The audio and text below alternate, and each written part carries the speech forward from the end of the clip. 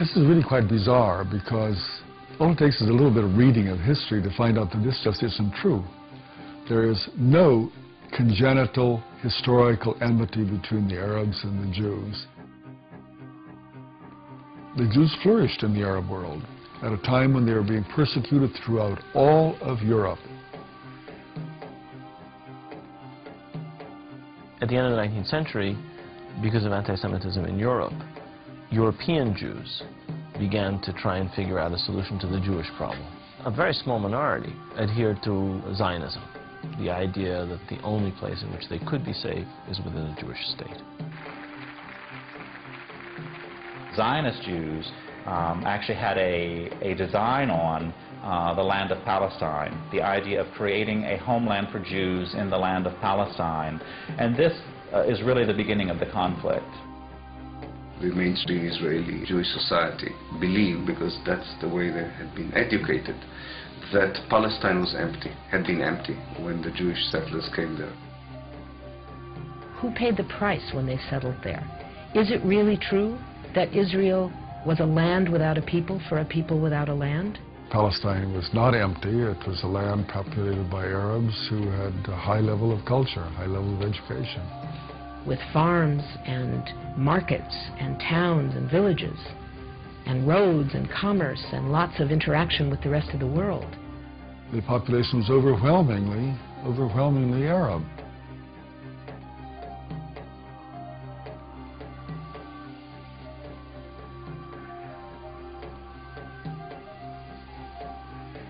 Jewish immigration increased under British rule following World War I, when Britain implemented the Balfour Declaration, promising a Jewish homeland in Palestine.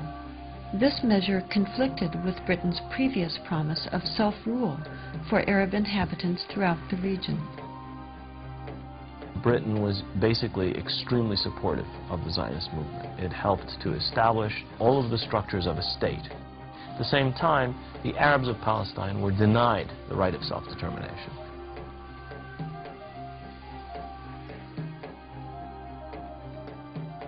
The Palestinians saw a European power decide the future of a non-European territory, in flat disregard of both their presence and wishes.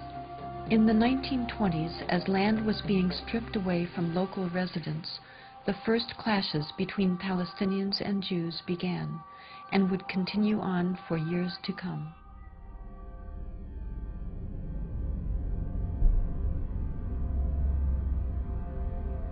Until the early 1930s, the Jewish population of Palestine remained under 17%.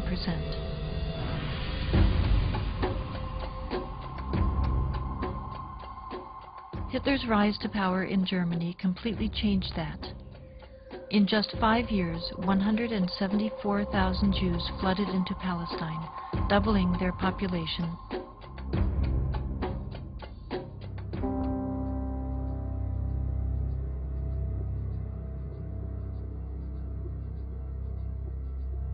As the world attempted to make amends for the horrors of Nazi genocidal policies, efforts to make Palestine a Jewish homeland increased.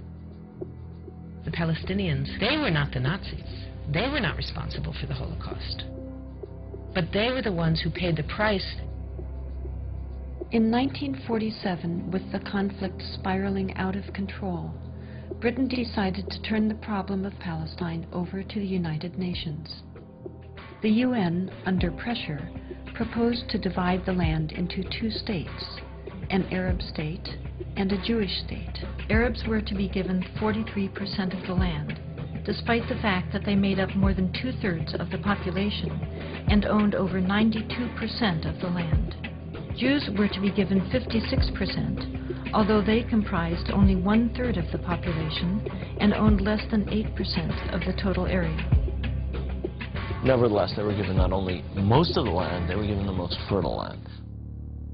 Zionist leaders took advantage of their superior military preparation and immediately began occupying major Arab cities in Palestine.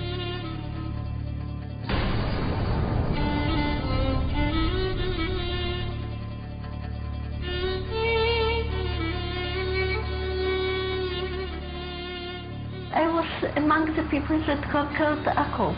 We were walking around, we entered the flat. There was a pair of shoes at a small child, maybe 2 years old. They didn't have time to put on the shoes, so they left the shoes and they ran away. They left everything.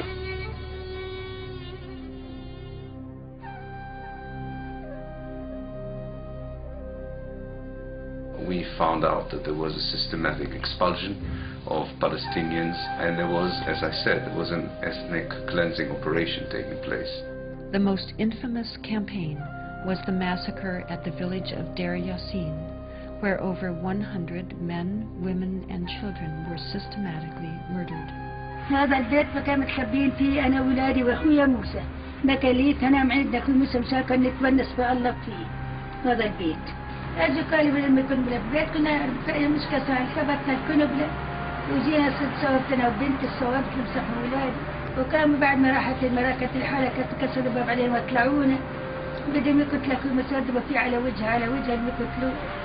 اتناولت 250 ليرة من عدة وقلت يا خواجة بس مشان الله الطالب بدها كنت لسه قال لي كتير انت كويس هات المصاري وبعدين شو كنت الحنو شو تسوي فيها كنت الحنو أجراك يا ويلي هي زوجتك على السلام احنا هذا اللي يعود حط لك الضمستين ويكون راسك يمسك الدواء حط لك 5 ليرة تحت راسها.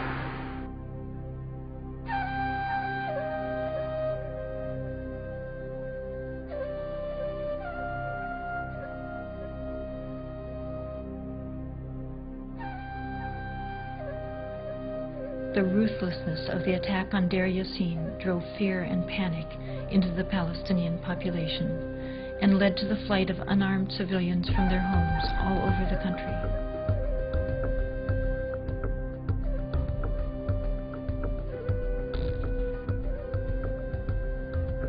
As a result, maybe 300 or so thousand Palestinians had already been expelled before the first Arab soldier entered Palestine.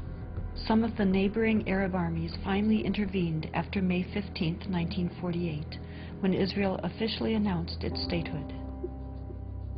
Although there was a lot of war rhetoric on the Arab side, very few soldiers, Arab soldiers, were sent into the battlefield. And actually, for most parts of the war, there was superiority on the side of the Israeli army.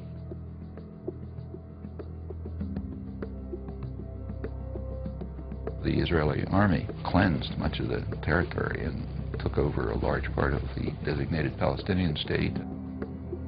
The new state of Israel encompassed 78% of the total land of Palestine. The West Bank came under Jordanian control and the Gaza Strip under Egyptian dominion.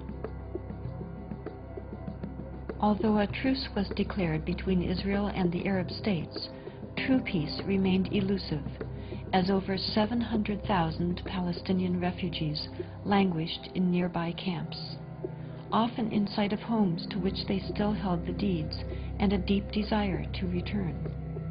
Most of the deserted and evicted Palestinian villages were erased from upon the earth and were either turned into Jewish settlements or into fertile land. Of the 500 Palestinian villages in what became Israel in 1948, 400 were destroyed.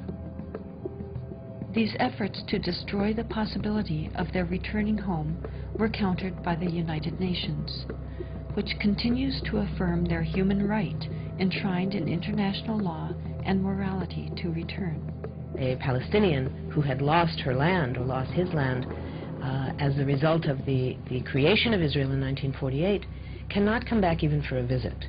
I can go back to Israel as if I were returning and claim immediate citizenship, having no historic tie, speaking no Hebrew, knowing no one in the country, having no family who ever was there.